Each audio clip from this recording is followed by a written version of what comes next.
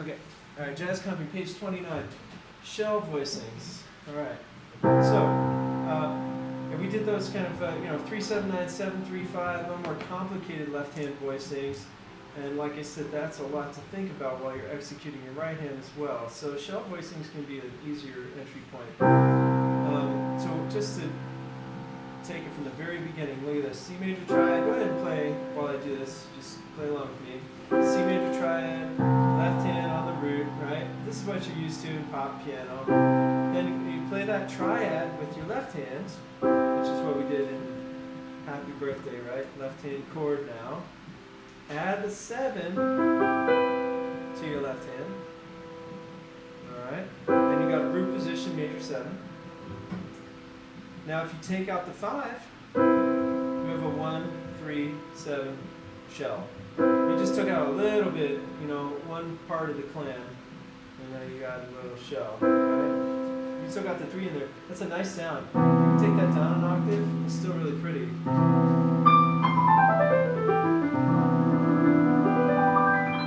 Right? Still works really well on jazz stuff. Now take out the 3 on page 30, and you got a 1-7 shell. This is very high for a 1-7 shell. So move it down an octave, and now you got room for your right hand to play melodies.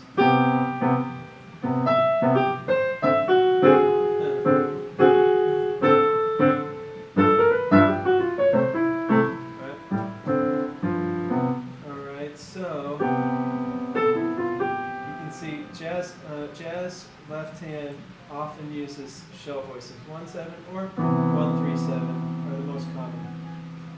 All right, now check out the next page, page 31. And we're going to get the right hand in here. Do a little practice with some right hand.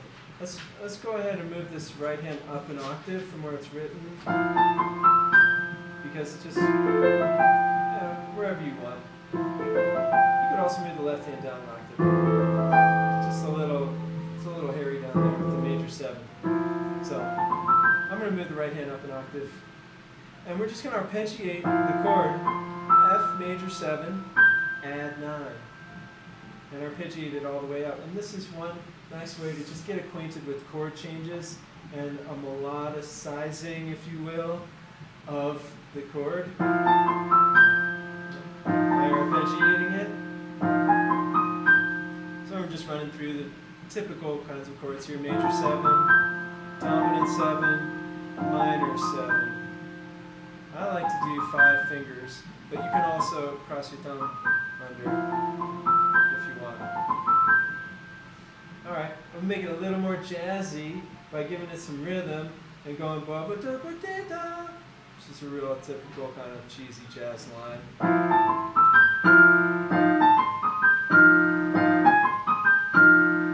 All right, you see how we just turned a shell voicing and an arpeggio of the chord into a nice kind of standard common language jazz phrase, right, or motif, just by adding a little bit of style to the rhythm and the execution of it. Now, besides just kind of learning common language stuff like that, you can actually improvise using strategies. I'm just giving you a tiny window into this, okay? 3 typical strategies would be for you to play your left hand and your right hand together at exactly the same time, to play them in a call and response fashion so that they're conversing with each other, or to add emphasis to specific notes within a line with your left hand, but not actually playing the whole line, just adding emphasis on a couple of lines. Right? So we'll do this on an F dominant 7, and again I'm moving my right hand up an octave from where it's written. And the line goes 1, 2, 3, 4, rest. So you notice my left hand played exactly the same rhythm, right? And that's one way of playing, improvising on the piano. Another is call and response.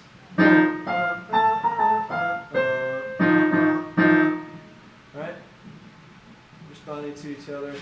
And then another is just adding emphasis on certain notes, which whichever notes you want. In this one I go 2, 3, 4, 1. makes it a little bit like, woo, quirky. You could add it to the end. Just like that. Or just add it to the offbeats. Or whatever, right? And those kind of strategies create really fun piano, improvisational experience. All right? Without even getting really complicated. It's a very simple line based on an arpeggio.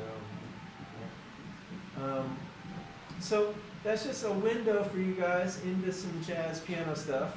All right?